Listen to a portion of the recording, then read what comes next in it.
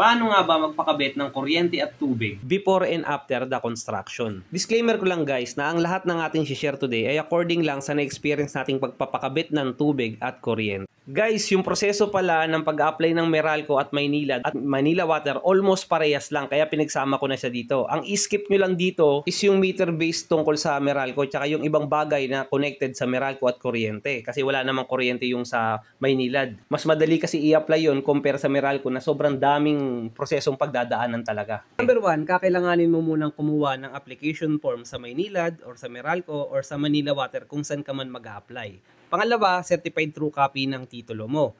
Pangatlo, IDs ng owner na may perma nito. Xerox copy lang pwede na yan. Pang-apat is yung building permit approval. Then after 2 to 3 days, magsi-CI yan sa'yo at bibigyan ka ng yellow card pag okay na. Bago ka pala makabitan ng Meralco ng temporary connection, ire-require ka nila na magkaroon ng maliit na poste sa harap ng construction site at doon nila ikakabit yung temporary na Meralco connection. May ginagawa pala kaming technique dito. Pag nag-apply kami ng building permit, bago pa man lumabas yung building permit approval, is nag-apply na kami ng Meralco tsaka Maynilad para at least ma-CI na yung area, maayos na yung area, tapos to follow na lang yung building permit. At least, installation na lang yung inaantay mo. Makakatipid ka dito ng 1 to 2 weeks. After mo pala mabigyan ng yellow card, ito naman yung ibibigay sa yung requirements ng City Hall. Paki-screenshot na lang sa screen kasi sobrang dami po niyan. Pag kompleto na lahat ng yan, dadali mo yan sa City Hall at magbabayad ka sa kanila ng around 1,500 to 2,000 pesos. Nagre-range sa ganyan yung binayaran namin noon pero maaaring iba yan sa local City Hall ninyo kaya mabuting magtanong na rin kayo dyan. Kapag Manila Water or Maynilad ang ina-apply mo, nasa 1,500 to 2,000 pesos din yan. After 3 to 5 days, magsi-CI yung mga taga City Hall sa inyong location. Pagkatapos mag-CI, mag-aantay ka ulit ng another 2 to 3 weeks para sa certificate. Then after nyan, mag-email na yung City Hall sa Meralco office. Ang last step po dito is babalik ka po sa Meralco office para kunin yung meter base. Kasi need ito ma-install lang maayos nung technician na kukunin mo. Actually, may legitimate contractor yung Meralco. Ikaw na lang pipili doon kung sino yung gusto mong kunin sa kanila. Sila yung magkakabit niyan at mag-i-install. Guys, regarding pala sa magkakabit ng meter base natin, pwede daw yung electrician na lang natin yung magkakabit nito. Pero sa experience ko, pinili namin talaga yung contractor para wala talagang mali. Kasi multiple yung linya na kakabitan natin ito. Pero at that time kasi nung nagpapakabit kami nito, ayaw namin magkamali kasi baka madelay lalo yung pagpapakabit ng Meralco kaya pinili namin yung contractor ng Meralco mismo. So pag okay na at na-install na yung meter base, mag-aantay ka ulit ng 2 to 3 working days para i-CI naman yung kinabit na meter base sa'yo, ipasado na sa Meralco. Pwede ka na magbayad ng deposit pay sa Meralco or sa Maynilad kung ano man yung ina-apply mo sa dalawa. After payment, mag-aantay ka ulit ng 2 to 3 days para ikabit na yung metro ng Meralco. Metro naman ng tubig kung tubig ang ina-applyan mo. After matapos ng construction ng bahay mo, pwede ka na mag-apply ng Meralco Permanent Connection. Yung mga sinabit mo na requirements kanina, almost nandun lang din yung mga docs na hihingin sa'yo. Ang pinagkaiba lang is madadagdagan ito ng tinatawag na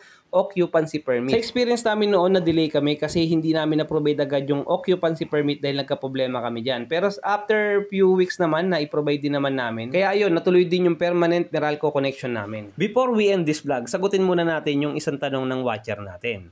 Meron daw silang existing na metro, tapos meron din daw silang house extension na pinapagawa right now. Parang ang tanong niya is, paano daw ba applyan ng Meralco ito? According po sa pagtatanong ko sa mga kakilala ko dyan, need mo ulit mag-apply ng building permit para sa house extension at kakailanganin mo naman ng occupancy permit pagkatapos nitong magawa. So technically, kung ano yung prosesong pinagdaanan natin kanina ay kailangan mo ulit pagdaanan. Pero para sa nagtanong na to, mabuting itanong mo na rin sa inyong local Meralco office dyan, baka may mas mabilis na paraan kasi house extension lang naman to at yung sagot na binigay ko sa iyo is according lang sa naglalakad ng papeles natin para makasigurado din kayo.